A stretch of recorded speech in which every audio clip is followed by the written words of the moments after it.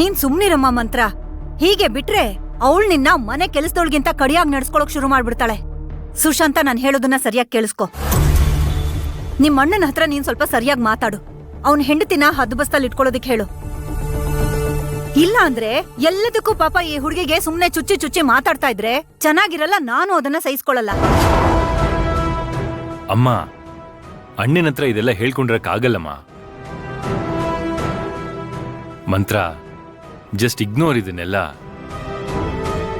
ಅವ್ರ ಬಗ್ಗೆ ನೀನ್ ಜಾಸ್ತಿ ತಲೆ ಕೆಡಿಸ್ಕೋಬೇಡ. ನೀನ್ ವಾದ ಮಾಡಿದ್ರೆ ತಾನೇ ಅವ್ರು ಜಗಳ ಮಾಡೋದು. ಅವ್ರೇನೇ ಹೇಳಿದ್ರು ನೀನ್ ಸುಮ್ಮನಿದ್ಬಿಡು.